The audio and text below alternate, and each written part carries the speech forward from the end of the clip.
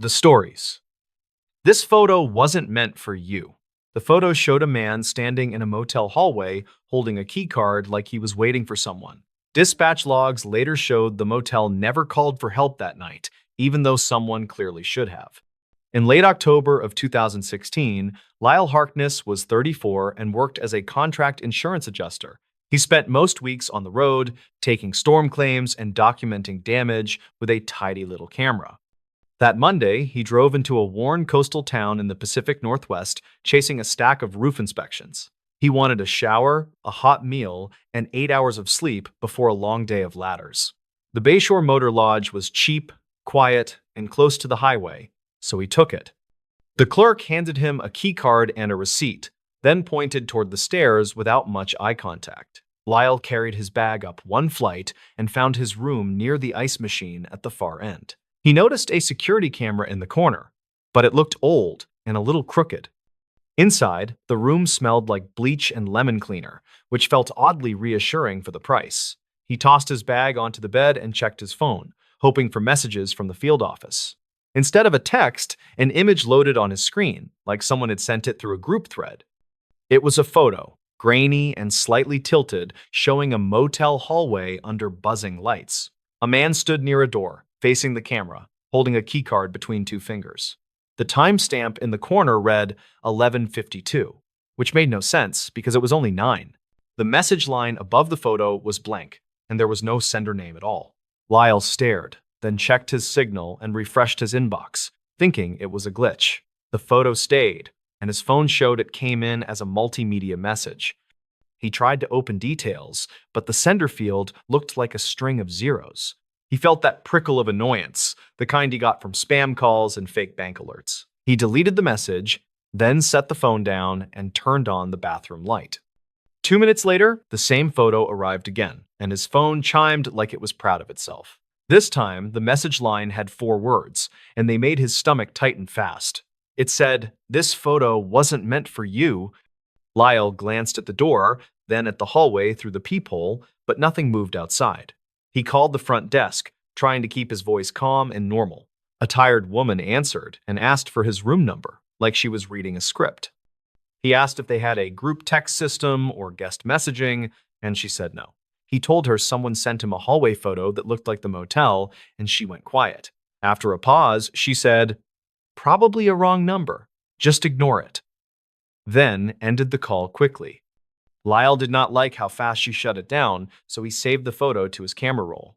He zoomed in on the door number behind the man, and the pixels fought him the whole way. Still, he could make out the shape of the numbers, and it looked like 128.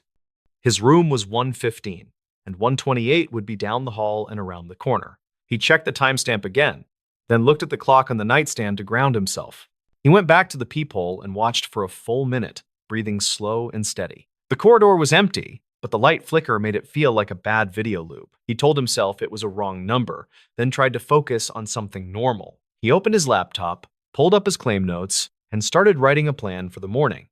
That helped, until his phone vibrated again on the bedspread like a trapped insect. The new message was not a photo. It was a short audio file with no title. Lyle hesitated, then pressed play with the volume low, keeping one eye on the door.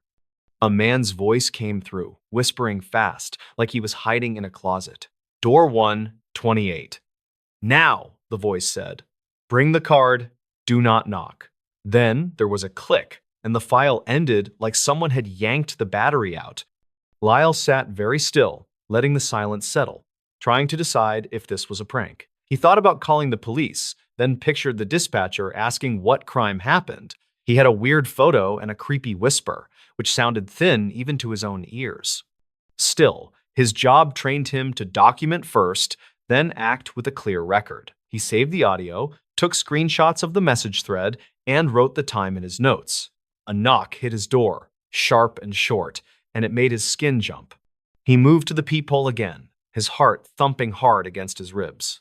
A man stood in the hall, not the same man from the photo, but close in build. This one wore a faded hoodie and held his hand near the lock, like he expected it to open. He leaned in and said, "You got the picture, right?" in a low, impatient voice. Lyle did not answer, and he did not move the chain, and he kept breathing through his nose. The man tried the handle once, then stepped back and stared at the door like it betrayed him. He lifted his phone, typed something, and waited, as if he expected a reply from the walls. After 10 seconds, he walked away toward the stairs, moving fast but not running. Lyle listened until the footsteps faded, then called the front desk again with shaking fingers. This time, a different clerk answered, a man with a flat voice that sounded half asleep. Lyle said someone just tried his door and asked if there was security on site.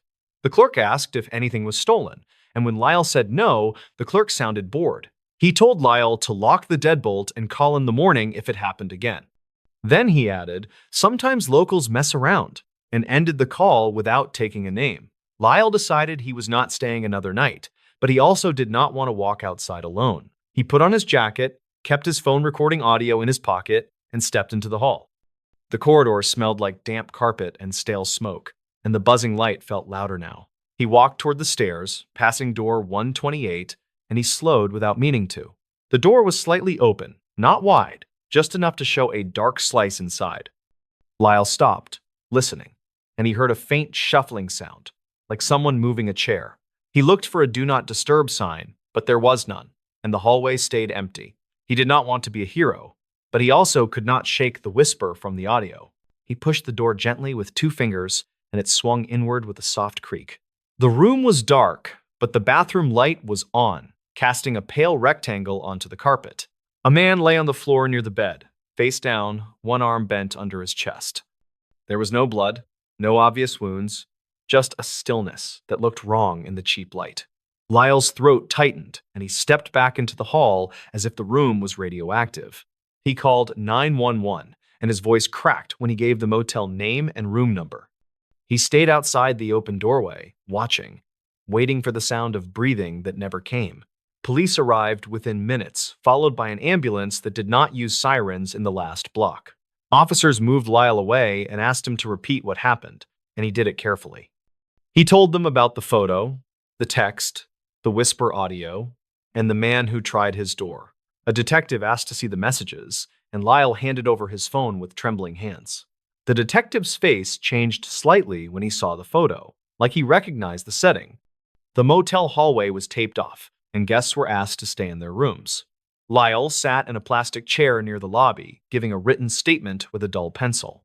He watched the clerk avoid looking at him, and he noticed her hands shaking when she poured coffee. Around 1 in the morning, a detective named MrBallen asked Lyle to come outside to talk. She was blunt, but not cruel, and she asked why he saved the photo instead of deleting it. Lyle told her his work made him keep records, and he thought it might be a scam. Grieve nodded and asked if he recognized the man in the photo, and Lyle said no. She asked if Lyle had any enemies, any business disputes, any reason someone would target him. Lyle almost laughed, because his life was boring and mostly spreadsheets, receipts, and long drives. Grave wrote something down, then said the man in room 128 was not a guest. The dead man's wallet had no cash and no cards, just a library card and a folded receipt. The receipt was from a print shop in town, dated 2 days earlier, and it listed photocopies. Grieve said the room was rented under a fake name, paid in cash, and checked in by a woman. That woman left before dark, according to a bartender across the street who saw her smoking outside. Greve kept saying reportedly and so far, like she was careful not to build a story too early. Lyle asked about the guy who tried his door, and Grieve said the motel cameras were broken. Lyle did not believe that. Not fully, because he saw the camera in the hallway corner. He asked if the camera had been checked, and Grave gave a tired half smile. She said the camera housing was real, but the line was cut inside the wall months earlier. Then she asked again about the messages, and Lyle felt the question underneath the question. Back in his room, escorted by an officer, Lyle copied the files to his laptop as a backup. He listened to the whisper audio again through headphones, trying to catch background sounds. Under the words, there was a tiny rhythm, like a washer thumping or a vending machine hum. He played it beside the open window, and the hum lined up with the ice machine outside. It meant the whisper came from this floor, close enough to hear that steady mechanical beat. He opened the photo in editing software and boosted contrast, careful not to change the original file. At the bottom edge, a reflection showed in the glossy paint of a door across the hall. It was faint, but it looked like a phone held up by someone standing low and close. The angle suggested the photo was taken from near the carpet, like someone crouched or hid. Lyle wrote that down, then stopped, realizing he was acting like a detective on no sleep. The next morning, Grieve met him in the lobby and asked for that backup copy. She said digital evidence could vanish, and she did not want to rely on one device. Lyle handed over a flash drive, and she thanked him without warmth, just professional focus. Then she asked a new question, and it landed heavy in the quiet lobby. She asked if Lyle knew what a war-driving rig was, and Lyle said he had heard of it. Greve explained it in plain language, like she had done it before with nervous civilians.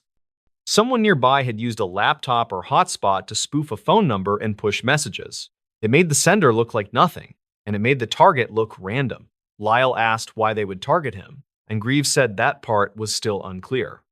Then she slid a printed photo across the counter, and it was the same hallway shot. On the back of the print, someone had written 2 letters and a time, all in blocky ink. It read, LH 1150. And Grieve watched Lyle's face as he read it. Lyle felt his mouth go dry, because those were his initials, and the time was close to the photo. He told Grieve he had never been in that hallway at that time, and she believed him. What scared him was that someone else believed he would be, like they had planned it. Grieve asked about his work schedule, and Lyle told her his last inspection ended at 5. He stopped for dinner at a diner on the highway, paid with a card, and arrived at 8:30. Grieve said they would pull the diner footage, and she called it an external check. She also asked for his claim file because it showed his travel route and timestamps. Lyle agreed, because the alternative was feeling like a suspect in someone else's mess. Over the next 2 days, Greve kept him in the loop, which surprised him. The diner had footage that matched his story, and his card record backed the timeline.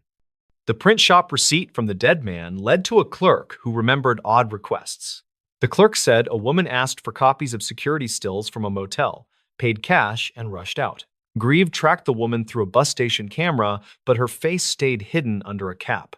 Then Grieve called Lyle with a detail that made the whole thing tilt sideways.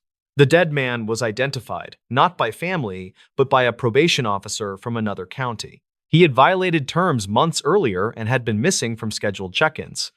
In his file, there was a note about scams involving insurance adjusters after storms. The note said he and a partner used fake claims, then targeted adjusters who denied payouts.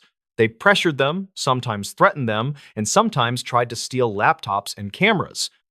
Lyle felt cold hearing that, because his laptop held client data and claim documents.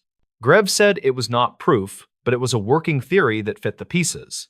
The man who tried Lyle's door may have expected a different guest, one tied to that scam network. The messages were likely meant to lure someone to room 128, not to warn them away. The line, "This photo wasn't meant for you," started sounding less like a threat and more like panic. Greve asked Lyle to think back, and he finally remembered a small thing from check-in. The first clerk asked for his name, then repeated it softly like she was confirming something. She also looked at a paper list beside her keyboard, then slid the keycard over too fast. At the time, it seemed like bad customer service, but now it sounded like nerves. Lyle told Grieve, and Grieve asked him to describe the list, down to the color of the paper.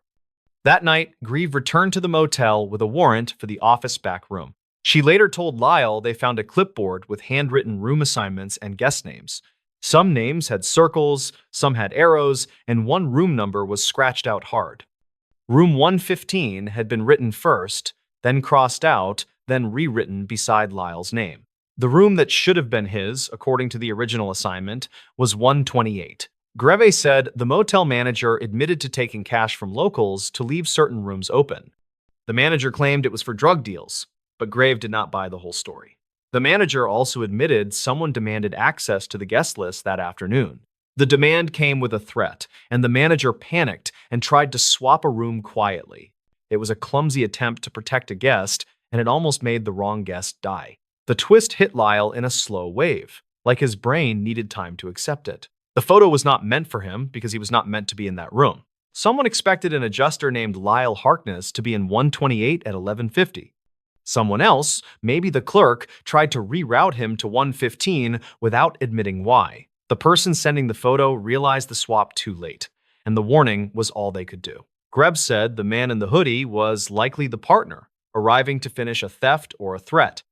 He tried Lyle's door because he believed Lyle still had the original room. When Lyle did not answer, the partner went to 128 and found a problem already happened. Grave did not say exactly what evidence supported that, but she mentioned shoe prints and a glove. She also mentioned a dropped burner phone found near the stairs, still warm when police arrived. A week later, Lyle drove home with a new habit of checking locks twice. He kept replaying the moment he saw the photo and how close the plan came to working. He did not know if the clerk saved him on purpose or if she was just scared and guessing. Grieve later told him the clerk quit and left town, and nobody could find her easily. The case did not end with a clean confession, just a string of charges that fit the evidence. Lyle returned to his normal work, but he stopped staying at places that felt too cheap. He also started printing his own records because he learned how fast digital proof can get messy. Sometimes he opened the saved image and looked at the man holding the keycard in the hall. The man's face was tired and blank, like he already knew how the night would go. Lyle never learned who took the photo, but he understood the message better with time. It was not a spooky warning from nowhere, and it was not some curse tied to a motel. It was a human mistake, a rushed fix, and a plan that did not care who got hurt. The photo was meant to land on one person's screen at one time to pull them into a room. It landed on the wrong screen, and the wrong person lived because of that simple error. In the end, the scariest part was how ordinary the whole setup looked in bad lighting. The stories. The final voicemail from a highway turnout. The last thing on the missing man's phone was a voicemail he never sent. It came from a highway turnout that did not exist on any official map. In late October of 2016, Dax Merritt drove the same mountain corridor he had worked for years. He was 37, and he was a contracted line inspector for a regional telecom company. That Thursday started simple, and he wanted to clear 3 flagged signal sites before dark. The forecast was dry, the road was open, and his manager expected his report by 7. Dax left a small rental house outside a mid-sized western town and headed toward the pass. He carried a work tablet, a handheld spectrometer, and 2 spare battery packs. His company van had a dash camera, but it only saved clips when it detected hard braking. He had coffee in a steel mug and a new pair of work gloves on the passenger seat. By the time he hit the climb, he was already thinking about the last site and the warm diner off the main road. At 10:43, his phone connected to a tower near the ridgeline. The connection would matter later because it was the last clean handoff on record.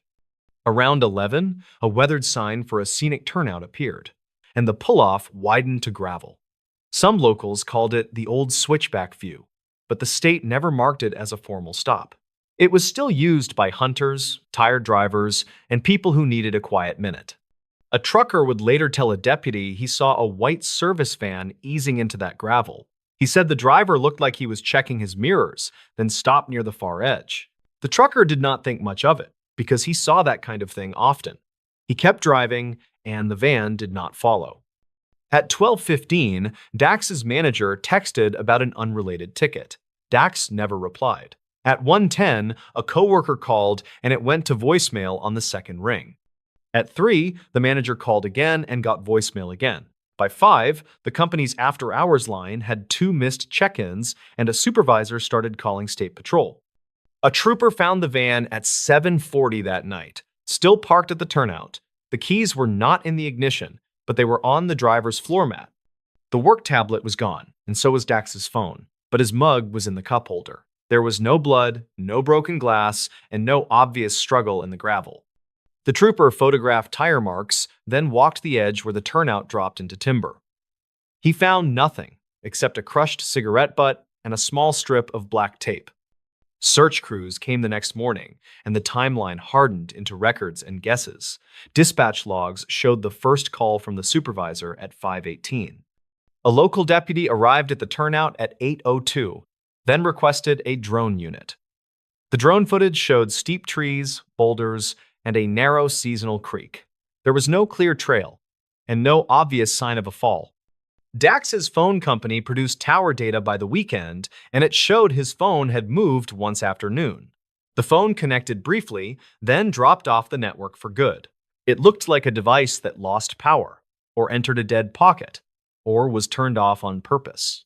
Investigators noted the missing tablet too, because it carried maps and site notes. That made the case feel less like an accident and more like an intentional disappearance. On Monday, Dax's sister, Lenora Merritt, drove in from another state. She was 39, and she worked as an office manager for a clinic. She had a plain voice and a steady way of asking questions that people took seriously. She brought printed bank statements, a copy of his lease, and a folder of photos. She also brought something nobody else had yet. She had access to his voicemail account on an old family plan. Lenora said she checked it in her motel room because she needed to hear his voice. She expected routine work calls and maybe a message from a friend. Instead, she found one voicemail marked as saved with no sender listed.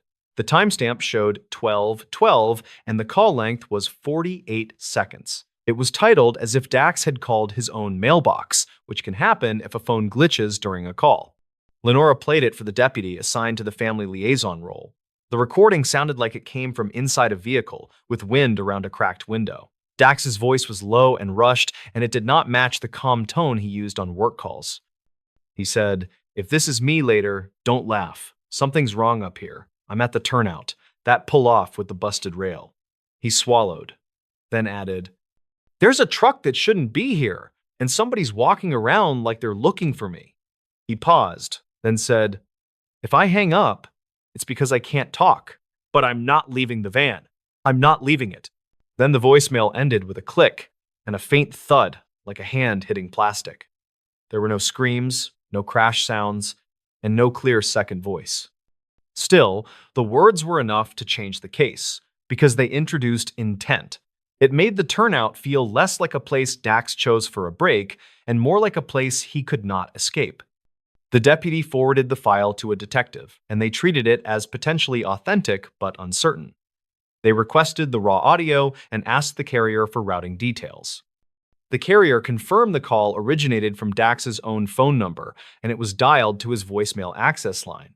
That meant Dax could have hit speed dial, or a button, or a malfunction could have done it. Either way, the call likely came from his phone while it was on the network. The detective returned to the turnout with Lenora 2 days later. He asked her to point out what Dax might have meant by the busted rail. On the far side of the gravel, an old guardrail ended in a jagged break. A section had been removed years earlier, and the posts were cut close to the ground. A casual driver would not notice, but a person who had been there before might. Near those cut posts, the detective found 2 small bits of black tape stuck to the wood. It looked like electrical tape, the kind used to wrap cables in a hurry. A lab later found faint fibers, consistent with work gloves. That did not prove anything, but it aligned with Dax being near the edge while still trying to stay close to his van. The detective asked for local traffic camera footage, but the area had only one camera far down the pass. It showed Dax's van heading uphill at 10:27. It also showed a dark pickup passing the camera 3 minutes later. The pickup's plate was unreadable, and the driver could not be seen. Still, that pickup became a shadow in the case file because it matched what Dax said: "There's a truck that shouldn't be here." Investigators interviewed workers who had jobs near the pass. A road maintenance crew had been patching a shoulder that week, and their supervisor said they finished by 10. A private towing company had responded to a stranded camper earlier, but their truck was logged elsewhere at noon. A logger from a small outfit admitted he parked at the turnout sometimes, but he swore he was at lunch in town. Witness statements were thin, and everyone had a reason to be on those roads. Lenora focused on what she could control, which was Dax's habits and his gear. She asked the telecom company for his recent tickets, and she noticed one that seemed small but odd. It involved repeated interference at a site near the pass, blamed on an unknown device. Dax had written in his notes that the interference was patterned, not random. He wrote that it came and went like someone was testing a transmitter. That note pushed the detective toward a different theory. Dax worked around towers and lines, and he carried equipment that could identify illegal transmitters. Someone running a hidden setup would not want a telecom inspector asking questions. It was still speculative, but it fit the missing tablet. It also fit the strange tape by the rail, because tape like that is used by people who handle cables. The detective requested Dax's company van data, including GPS pings. The van had a basic fleet tracker that updated every 15 minutes, but only if it had signal. The tracker showed the van stopped at the turnout at 11:04. It stayed there until the trooper found it. There were no other pings, and no signs the van moved. The case stalled in the normal way, with searches that found nothing and tips that went nowhere. Then, in early November, a volunteer found a phone in the creek below the turnout. It was wedged between stones in a shallow bend, and it was coated with silt. The battery was gone, and the back panel was missing. The screen was cracked, but the serial number matched Dax's phone. The phone could not be powered on, but a forensics tech recovered fragments from the storage chip. Most of it was corrupted, yet they pulled a partial audio file that matched the voicemail. The recovered file was longer than the voicemail by about 7 seconds. That mattered because it suggested the voicemail cut off before the recording actually ended. Something happened at the end that did not get stored in the mailbox. The tech enhanced the last seconds carefully and conservatively. They did not add new sounds, but they reduced hiss and boosted the mid-range. A faint second voice emerged, not close enough to be clear, but close enough to feel present. It was a male voice, and it said something like, "Hands where I can see." Then there was that same thud, heavier this time, like the phone hit the dash. The file ended with wind noise and a soft scraping sound. That was the first time the detective felt the case shift from uncertain to sharp. If the voice was real, Dax did not wander off or fall. Someone confronted him, and the voicemail became an accidental record of that moment. The detective asked the lab to write the report in careful language. It said a second voice was possibly present, consistent with a nearby speaker. It did not claim an exact phrase, because that would overreach. Lenora wanted action, and she started working her own angle through Dax's coworkers. She learned Dax had complained about a specific dead zone along the pass. He said his phone always dropped near the turnout, which was odd because the ridge should have line of sight. He also mentioned, casually, that he had found an unlisted utility box near the gravel. He joked that it looked like someone's secret project. That comment stuck with her, and she asked the detective to search for any utility permits. The state had no record of a box at that turnout. The detective returned with a technician from the highway department, and they walked the tree line.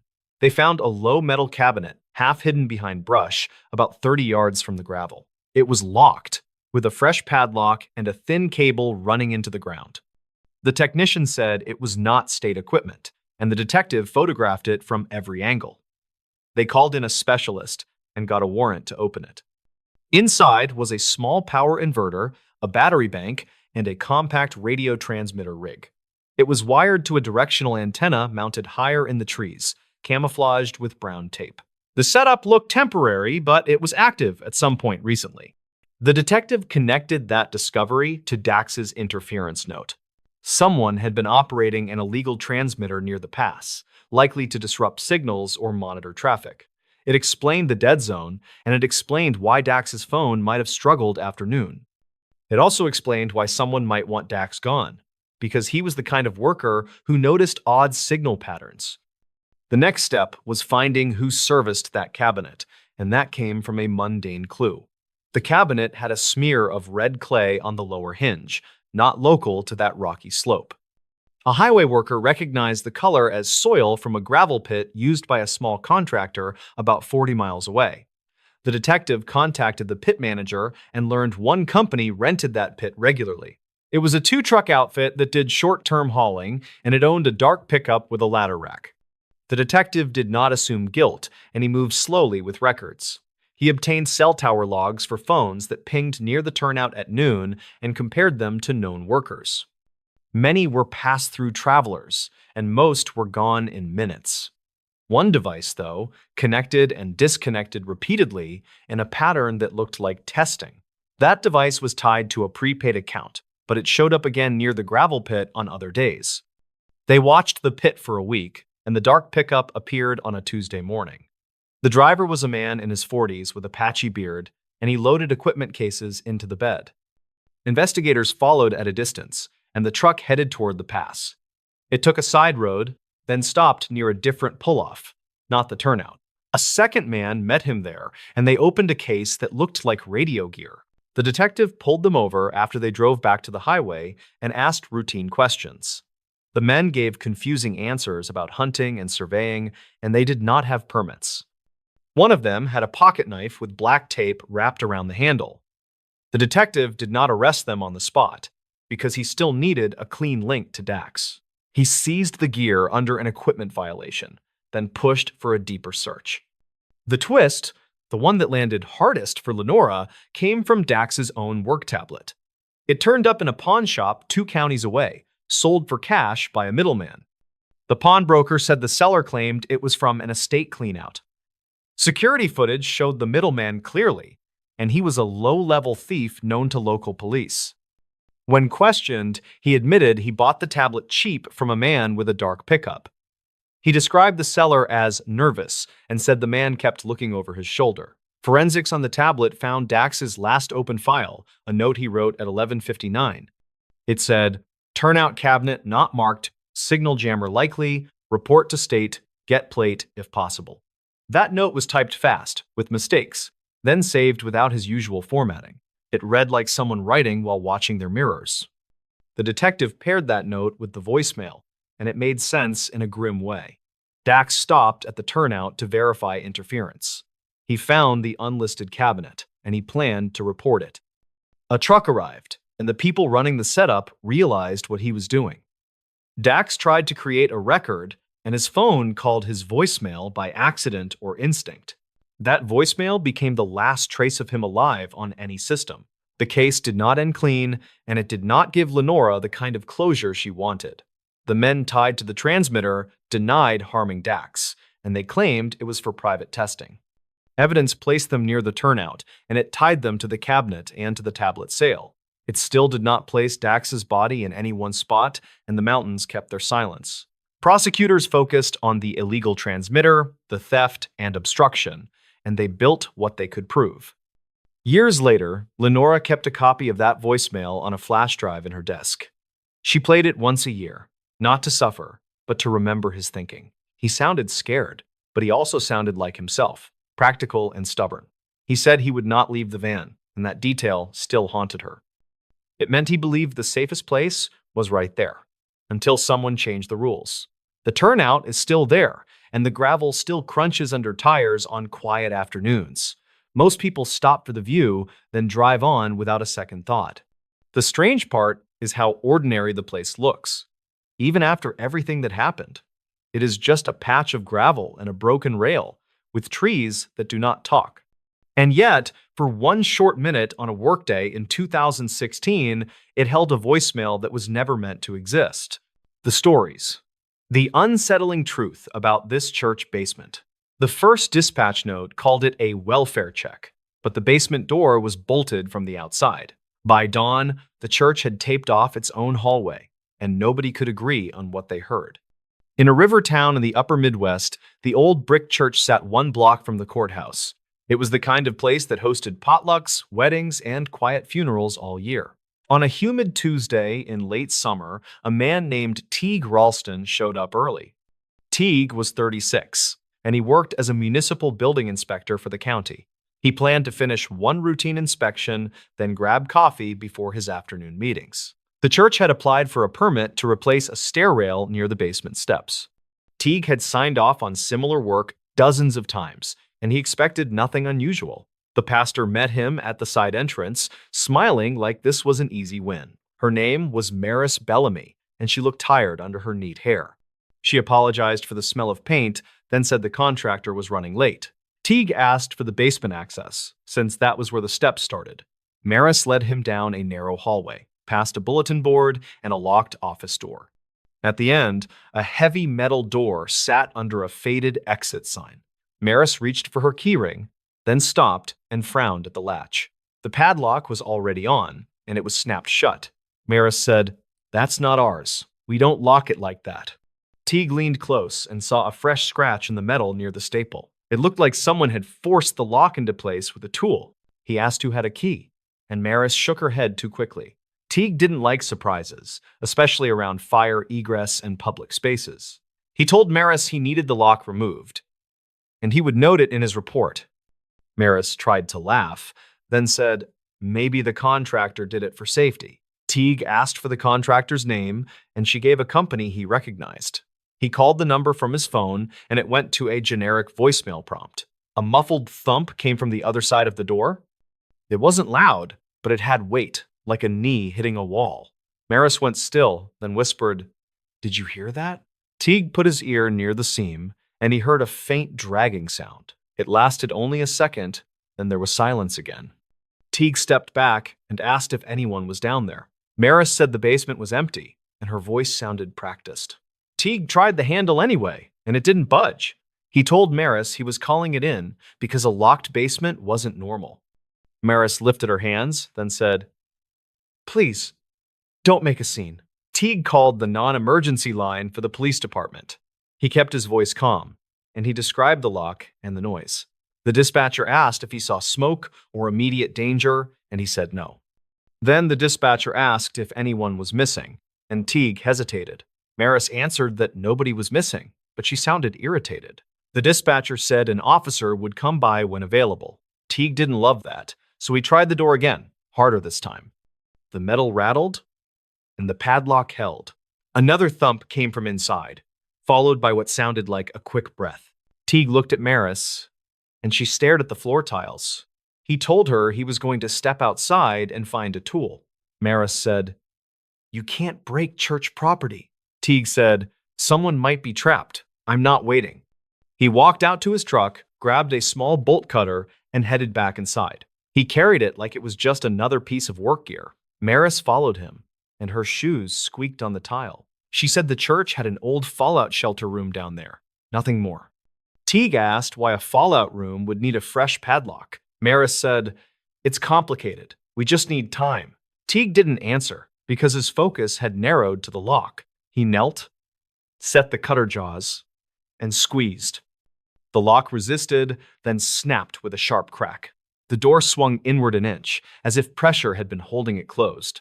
A breath of air spilled out, sour and damp, like wet cardboard and old bleach. Teague pulled the door open and stepped into the stairwell. The light switch didn't work, so he used his phone flashlight. The steps were steep, and the handrail was new, still sticky with paint. Halfway down, he saw scuff marks on the wall, like heels had kicked during a struggle. At the bottom, the basement opened into a wide room with folding tables stacked neatly. Teague called out again, and his voice echoed off concrete.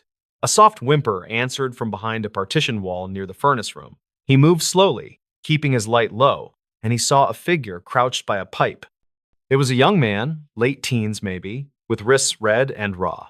Duct tape lay on the floor beside him, torn and dirty. The young man flinched when the light hit his face. He raised his hands and said, "Don't close it. Please don't close it." Teague said, "It's open. You're okay. What's your name?" The young man swallowed and said, "Kellen. Kellen Drex."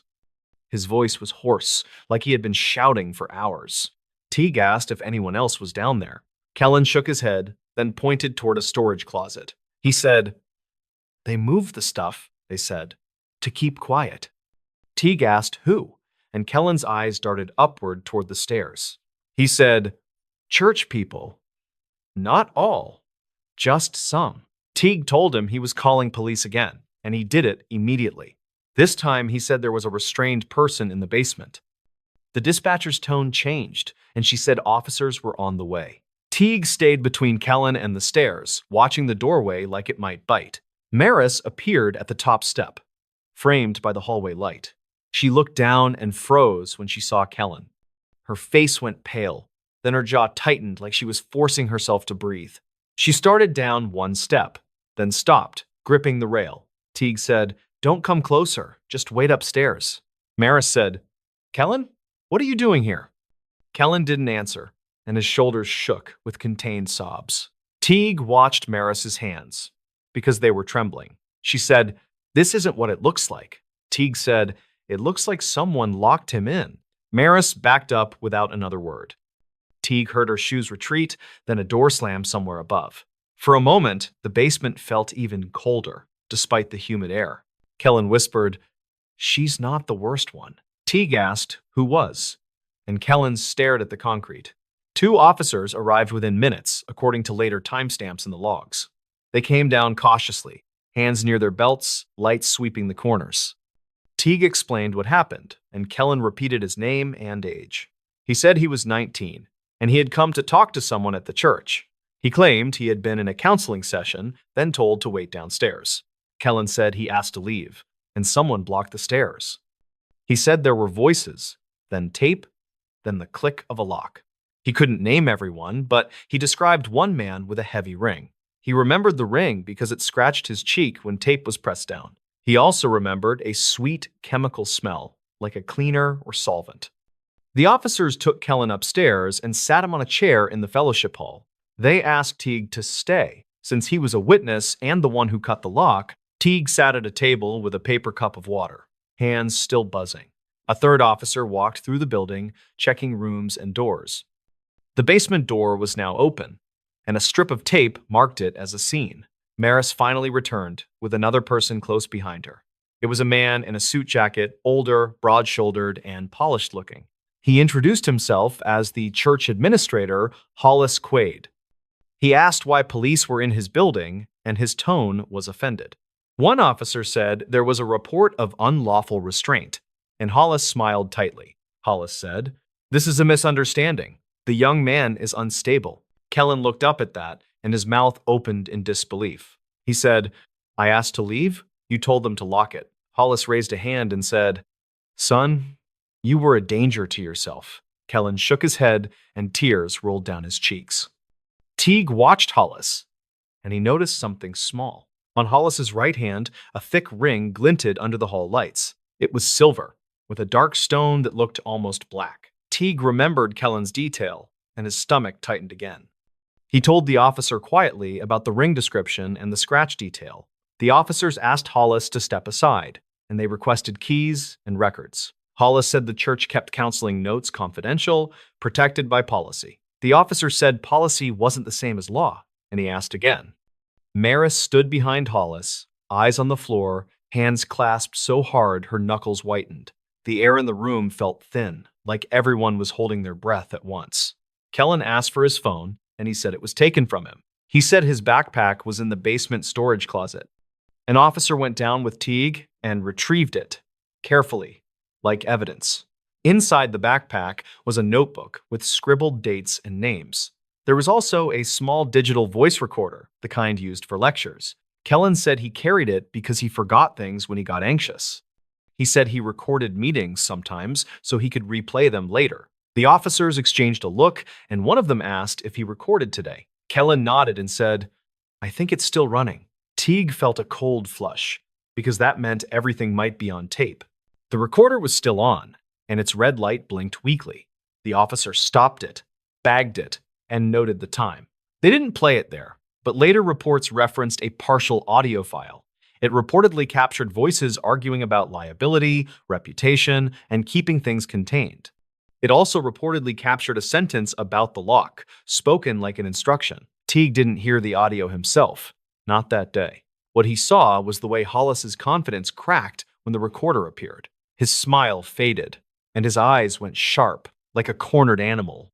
He asked who was allowed to record, and an officer told him to stay quiet. Maris's face looked like it might fold in half, and she pressed a palm to her mouth. Kellen also had photos on his phone, which officers later recovered from the basement. He had snapped pictures of a hallway bulletin board before the session started. The photos showed a calendar with handwritten blocks and initials beside time slots. There were also sticky notes with room numbers, and one said basement. Another said lock check, with a date written for that morning. Teague asked how Kellen took photos if his phone was taken. Kellen said he took them earlier when nobody was watching, then hid the phone briefly. He said someone found it later, after he asked to leave. That detail sounded messy, but it also sounded like the truth. The photos had timestamps that fit the sequence, according to the officer's comment. By late afternoon, investigators from the county arrived. They took statements, photographed the lock, and measured the scuff marks on the wall. They also photographed the new handrail and the paint that smeared near the scratches. A technician swabbed the tape scraps for residue and fingerprints. Teague watched from the side, trying to make his breathing slow and steady. Kellen was taken to a clinic for evaluation, mostly for dehydration and stress. A nurse later noted bruising consistent with restraint, according to a summary Teague heard. The clinic also documented abrasions on his wrists and cheek. None of it proved motive, but it supported Kellen's story. Teague sat in his truck afterward, hands on the wheel, not turning the key. He went back to his office and filed his inspection report anyway. He noted the padlocked egress door, the broken lock, and the potential hazard. He attached photos he took after police arrived, keeping them factual and clean. He also wrote a separate memo for his supervisor, because this felt bigger. His supervisor told him to forward everything to the county attorney's office. Over the next week, rumors spread through town faster than any official update. People argued at diners, in parking lots, and on church steps after Sunday service. Some said Kellen was trespassing. Others said the church was hiding something. Teague tried to keep his head down, but he kept getting calls. A local reporter left voicemails asking for comment, and he never answered. Then, a new detail surfaced, and it shifted the whole story. A retired maintenance worker came forward after seeing the news segment. He said the basement door had been altered years earlier. He said the church once had a crash bar on the inside, but it was removed. He said he complained, and he was told it was temporary during renovations. The maintenance worker provided an old photo taken during a volunteer workday. It showed the same door, but with the crash bar still installed. In the background, a whiteboard listed tasks, and one line said, "Remove bar." The date on the whiteboard was written in thick marker, 2012. Teague stared at the photo in disbelief, because it matched what he saw now. That meant the basement exit had been made easier to trap from the outside. Teague realized the padlock was not an accident or a one-time panic. It looked more like a system, slowly built to be invisible. A door that should always open had been turned into a cage. The unsettling truth wasn't only what happened to Kellen, it was how ready the building was. Investigators requested records related to renovations and safety inspections. They also subpoenaed emails from the church's administrative accounts. According to later summaries, certain messages referenced discretion and risk management. There were also references to a room used for difficult conversations. Nobody wrote the word basement as a confession, but the hints lined up. Teague was asked to come in for a follow-up interview. He described the lock, the noises, Maris's reaction, and Hollis's ring. He also mentioned the smell of cleaner, since Kellen remembered it too. An investigator told him they found a jug of industrial solvent downstairs. It was used for stripping floors, but it also made tape stick better for a while. Weeks later, the county released a statement that charges were being considered. They didn't name suspects in public, but they confirmed a continuing inquiry. The church suspended counseling sessions and closed the basement to the public. Hollis resigned, citing health reasons, and Maris took a leave of absence. None of that felt like closure. It felt like a curtain drawn quickly. Teague kept thinking about the moment the lock snapped. He had expected an empty room and a minor code violation. Instead, he found a person waiting in the dark, trying not to panic. He wondered how many others had sat down there and stayed quiet. He wondered how many people believed it was for their own good. Kellen eventually moved away, according to a neighbor who spoke to Teague later. He didn't want to be known as the basement kid for the rest of his life. Teague respected that, and he never tried to contact him again. He kept his role small, just a witness who did his job. Still, the sound of that thump behind the door stayed with him. On certain mornings, Teague drove past the church on his way to inspections. The building looked the same from the street, steady and respectable. Sunlight hit the stained glass, and cars lined the curb for community events. But Teague knew what could be hidden behind a quiet hallway. He learned that safety wasn't only codes and rails, it was who held the keys. The stories. This tape explains the warning signs. The tape was logged into evidence on a Tuesday, and the label only said, "Warning signs, do not ignore." When people finally listened to it, a year of roadside deaths stopped looking random and started looking engineered. In late 2019, Dax Calder was 37 and worked as a county sign technician for Public Works. He spent most days replacing faded reflectors, straightening bent posts, and arguing with weathered bolts. That morning, he had one simple goal: confirm the new warning signs on a mountain bypass were correct. The bypass cut through pine forest and rocky slopes about 20 miles from a small river town. It was the kind of road locals used to avoid traffic, and tourists used when their GPS got stubborn. For months, there had been crash reports near mile marker 12, mostly at night and in clear weather. Dispatch logs described drivers swearing they followed the signs, right up until the road turned wrong. Dax parked his county truck by a gravel pull-off, then walked the shoulder with a clipboard. He counted chevrons, measured sign height, and checked that each post was seated firmly in packed dirt. Everything looked normal at first, and that bothered him more than anything strange ever could. If the road was dangerous, it should look dangerous, and it did not. The first warning sign was a standard yellow curve sign with an advisory speed.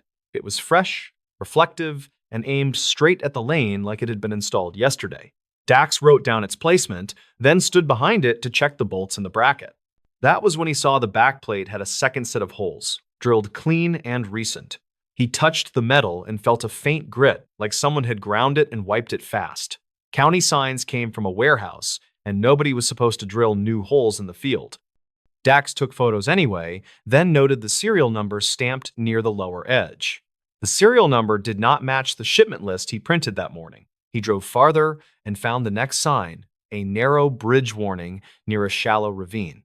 The bridge was not narrow, and the guardrails were modern and well-maintained. Dax checked his map and confirmed there was no bridge project scheduled for this road. He stared at the sign until his eyes started hunting for an explanation that was not there. A pickup came up behind him, slow and cautious, then stopped in the lane with hazards flashing. The driver rolled down the window and asked if the road was closed because the signs looked wrong. Dax said the road was open, and he asked what signs the driver had seen. The driver said, 2 detour arrows and a warning about a drop-off, and none of it made sense. Dax felt a tight heat in his chest because his clipboard showed no detour signs at all. He asked where the driver saw them, and the driver pointed back toward a turn he had already passed. Dax thanked him, then watched the pickup crawl away like the driver did not trust the pavement. When the truck disappeared, Dax walked to his county rig and called his supervisor. His supervisor was Renly Goss, early 50s, a practical manager who hated surprises. Renly answered on the second ring and sounded annoyed until Dax said, "Wrong signs," and "new drill holes."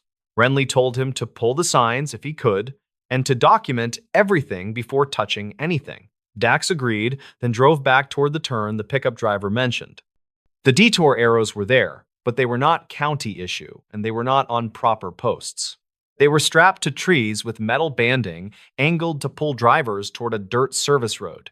The service road dropped downhill into dense brush, then curved behind a ridge and disappeared. A small hand-painted board read "Bridge Out," and the letters looked fresh. Dax stood at the edge and watched a sedan approach, headlights bright in late afternoon shade. The driver slowed, saw the detour, and started to turn onto the service road without hesitation. Dax stepped into view and waved both arms, forcing the driver to stop hard.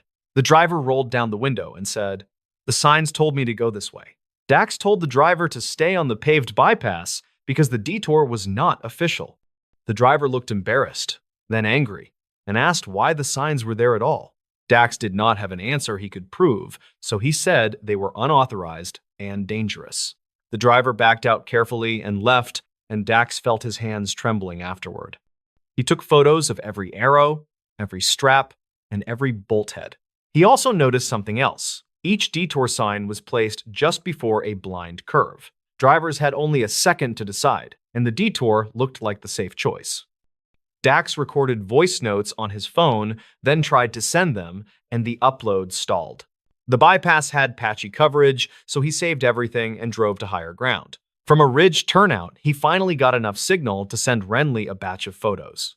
Renly called back immediately and told him to stop touching anything and wait for law enforcement. Dax said he would, but he did not like leaving the signs up even for an hour.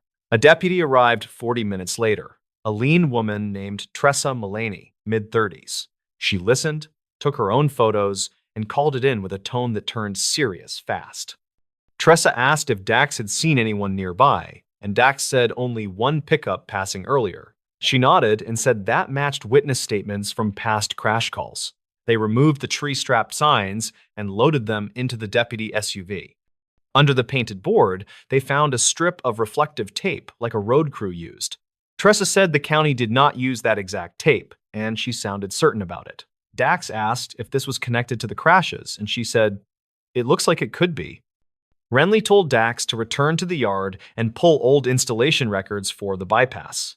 Dax spent the evening in a dusty office, flipping binders and scanning sign serial numbers. He found that 2 shipments had gone missing over the past year, both marked as minor losses. The lost notes said damaged in transit, which now felt like a lazy answer.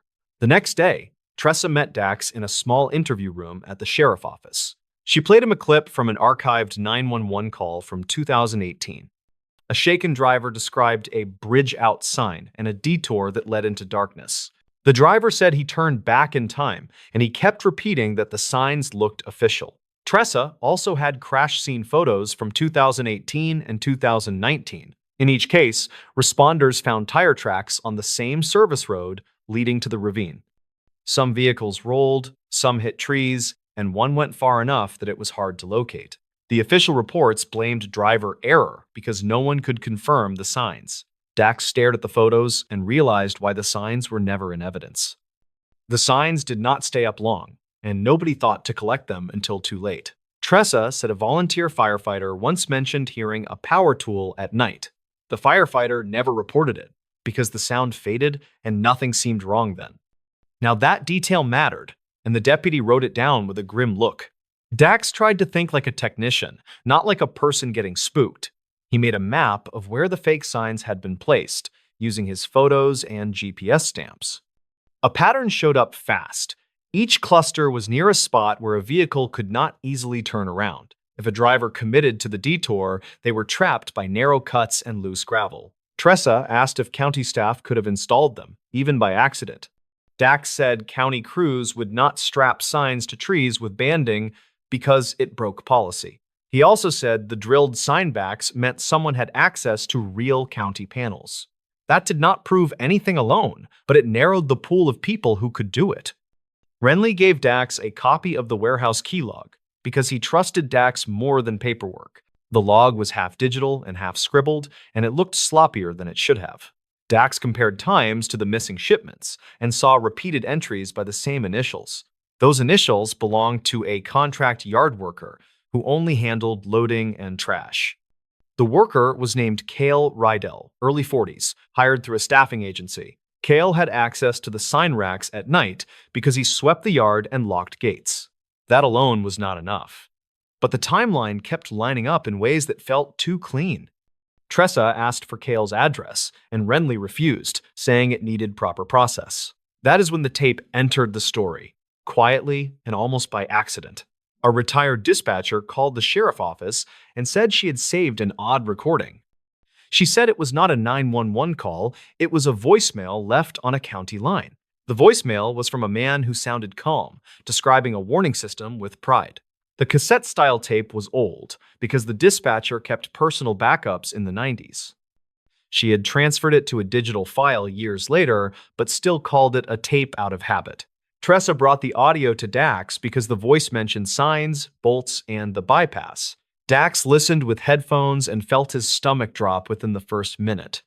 The man on the recording said, "Those warnings are the whole thing. They guide them where you want." He talked about reflective angles and placement, like someone explaining a craft. He mentioned using real county panels, because drivers trusted official metal more than wood boards. He said the best trap was one that looked like safety, and he laughed softly after that. Tressa paused the audio and asked if Dax recognized the voice.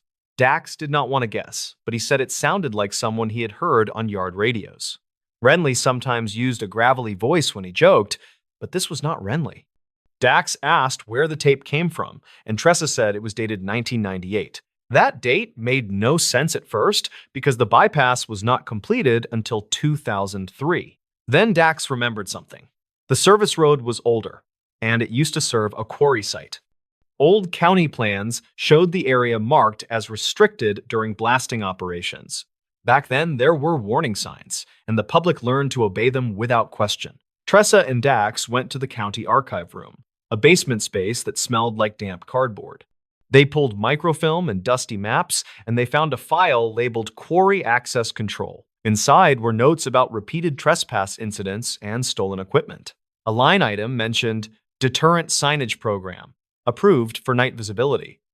The author name was not Renly. It was a previous supervisor who retired long ago. That supervisor had a son who worked briefly at the county yard, then left under a cloud. Dax found the son's name in an old staffing roster, and it matched Cale Rydell's legal name. Cale had changed his last name later, and the archive file still carried the older one. Tressa ran it up the chain and got a warrant for Cale's phone and storage unit. The unit was across town, behind a row of auto shops, and it looked ordinary from outside. Inside, deputies found stacks of sign blanks, reflective sheeting, and a crate of banding straps. They also found a portable drill press and a set of county serial stamps.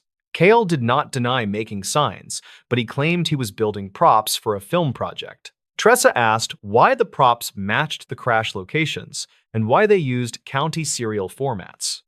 Cale shrugged and said people drove too fast, and they would crash anywhere. Then he said something that matched the tape, almost word for word. He said, if they see a warning, they do what the warning says. That line hit the room like a cold slap because it was not a defense. It was a philosophy, and it sounded practiced, like he had repeated it for years. The payoff came when they compared the tape voice to a recorded jail call.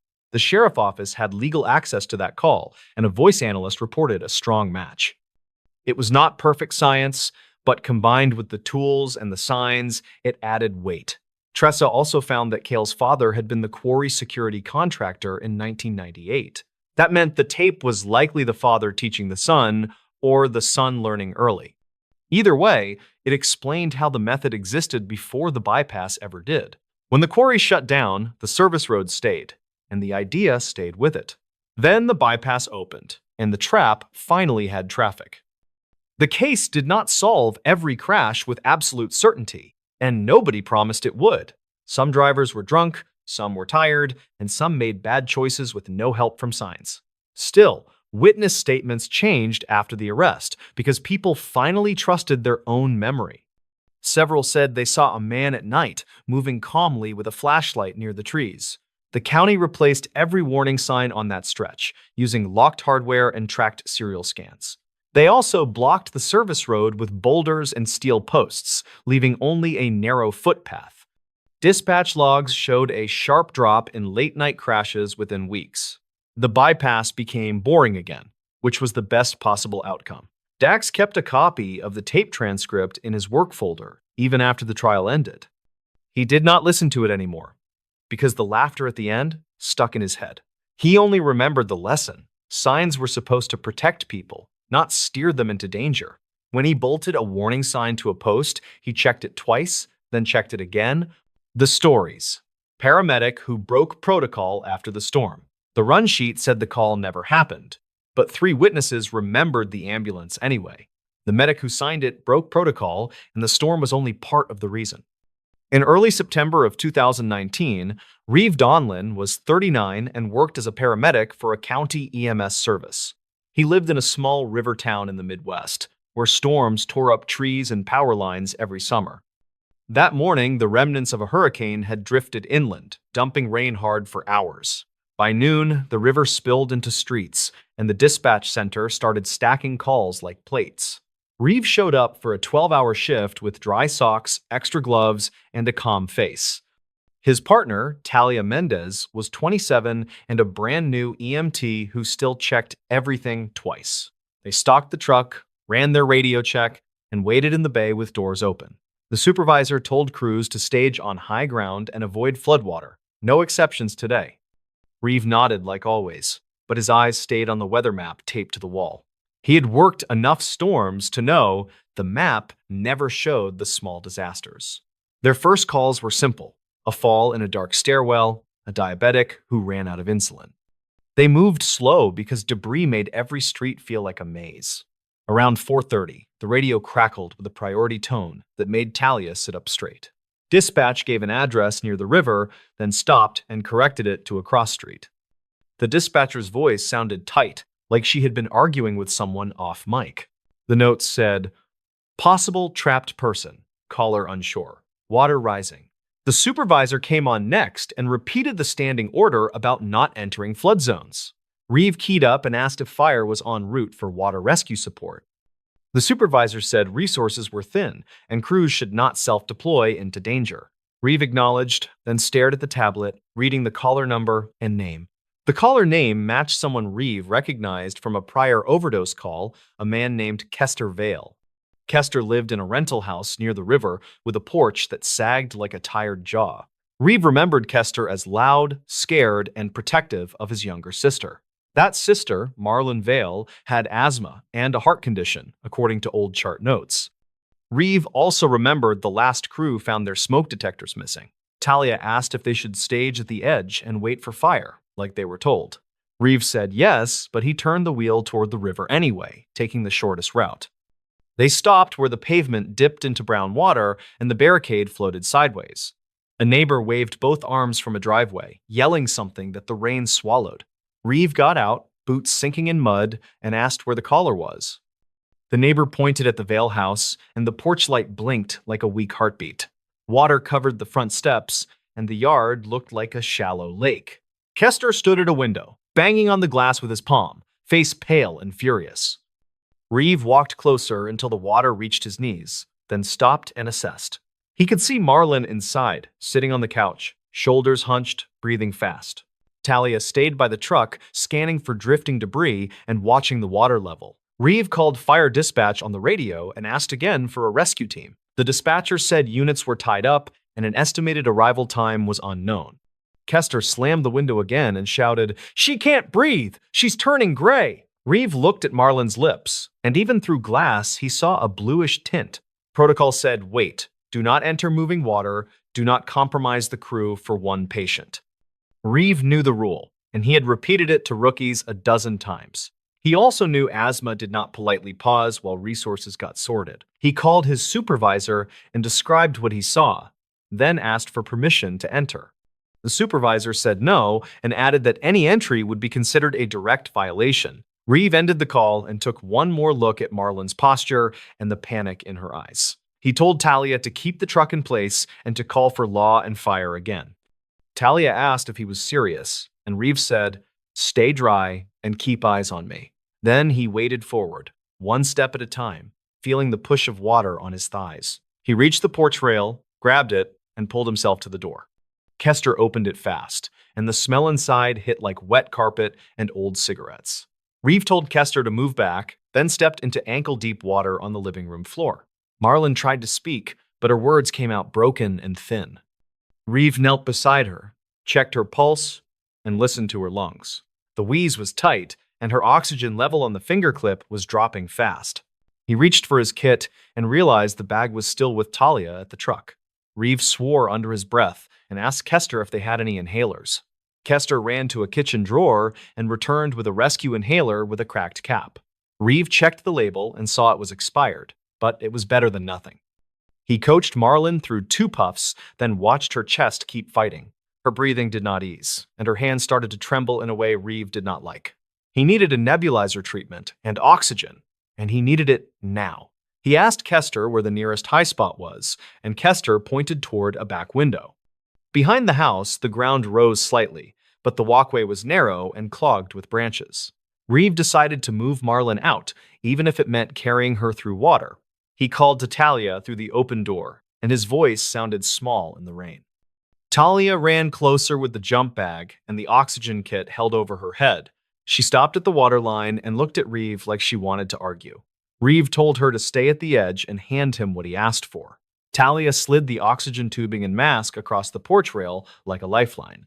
Reeve put the mask on Marlon, opened the valve, and watched her shoulders loosen slightly. He set up the nebulizer with albuterol, hands steady even as water bumped his knees. Marlon's eyes stayed locked on him, desperate and trusting in a way that felt heavy. Kester hovered close, asking if she was dying, and Reeve told him to help by staying quiet. The treatment ran, and the wheeze softened, but it did not clear the way Reeve expected.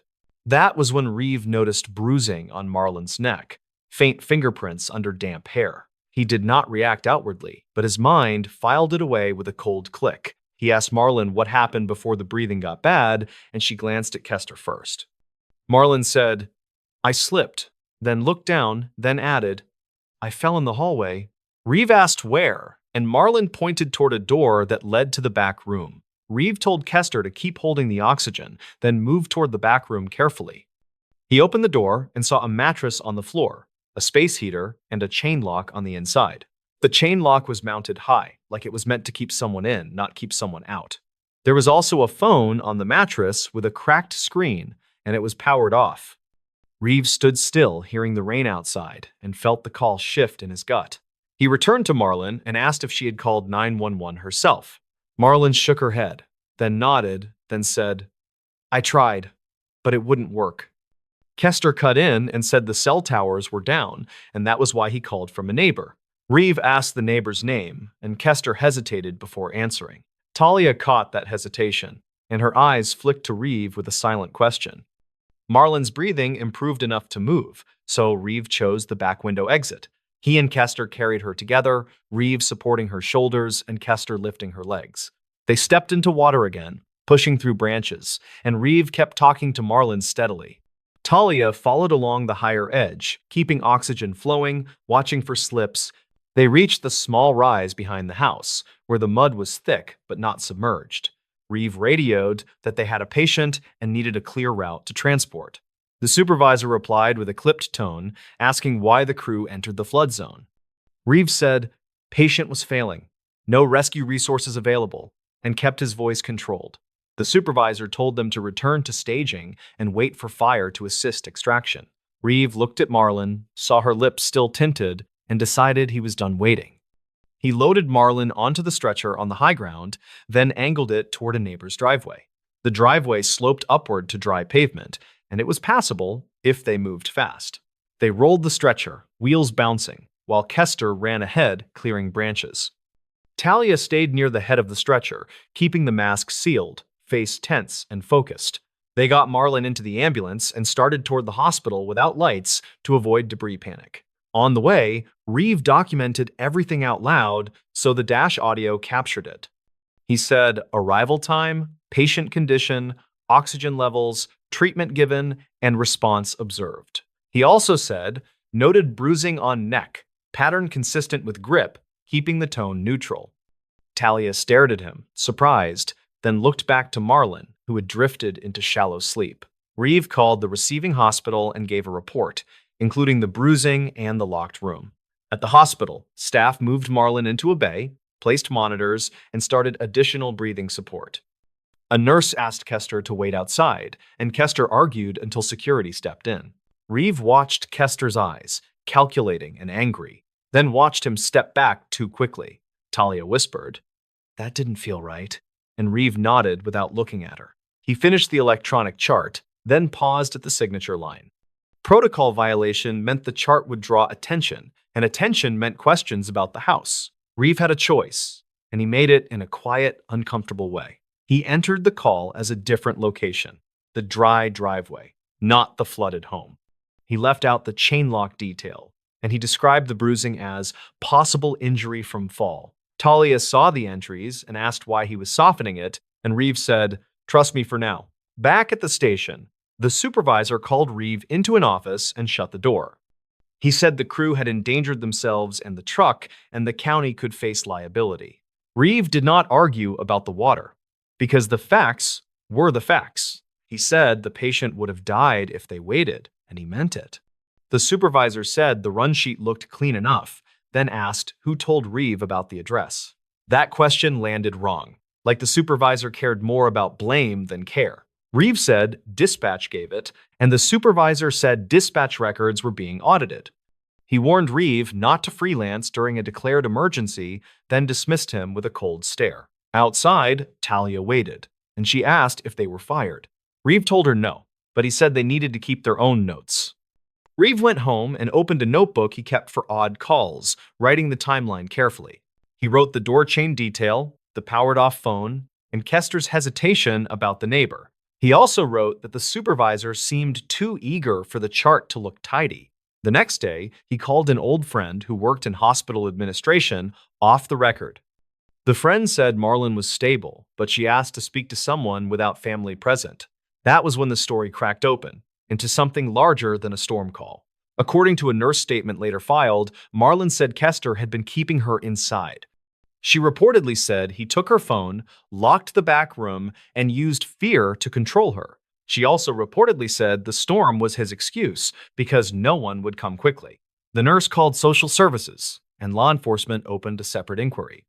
Reeves' run sheet, however, did not match the nurse timeline, and that mismatch mattered. A week later, Internal Affairs pulled radio traffic, dispatch logs, and the ambulance GPS history. They noticed the truck entered a restricted flood zone and stayed there for 17 minutes. The supervisor claimed he was never told the patient was in distress, which contradicted the recorded call. Reeve requested the audio, and when he heard it, he caught something that made his jaw tighten. There was a gap in the supervisor's radio response, like a clipped section, not just static. Reeve asked dispatch for the raw recording, not the stitched file used for review. A dispatcher named Cora Helvey met him at a coffee shop, careful and nervous. She said she was not supposed to share anything, but she hated what was happening. Cora said the supervisor had direct access to the recording system during emergencies. She also said he sometimes cleaned up audio when crews got complaints. Reeve did not record Cora, but he wrote down what she said, time and date included. He then requested a public records copy through the county clerk, using the proper process. The response came back with a note that certain files were exempt due to personnel review.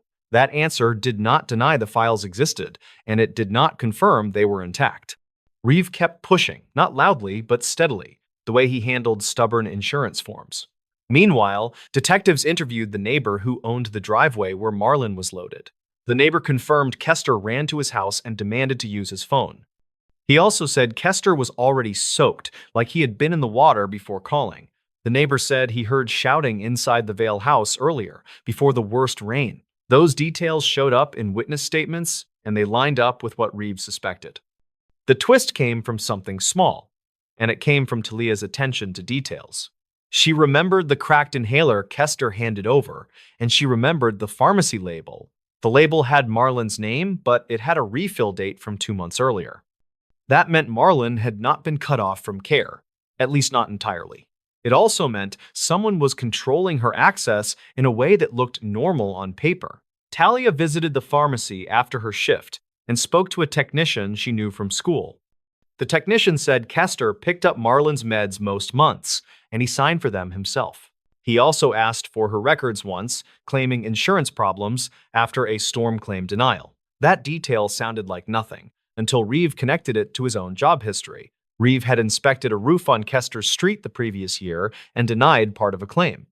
Reeve pulled his old claim notes and found a photo of the Vale house from that earlier visit. In the photo, the back window had bars that were not in the neighborhood norm. The report also mentioned smoke detectors missing, which could be another control tactic.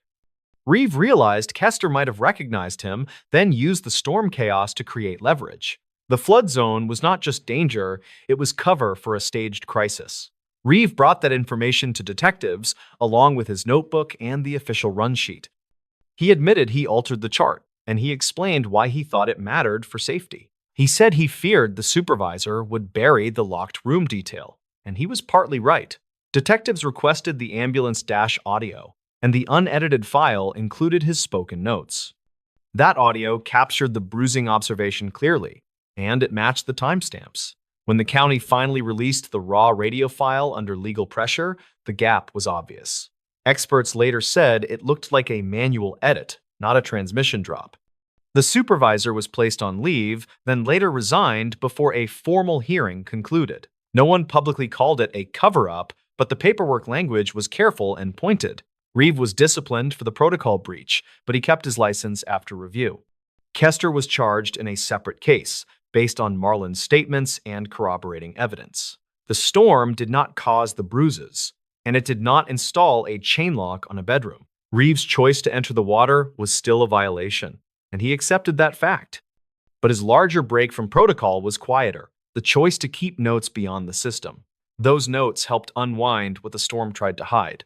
Months later, Reeve returned to that same river road on a dry afternoon. The Vale house looked smaller in daylight, and the porch rail had been replaced. Reeve did not go up to the door, and he did not need to. He sat in his truck for a minute, then drove away, thinking about rules and reality. In the end, the storm was loud, but the real danger was the silence people edited in.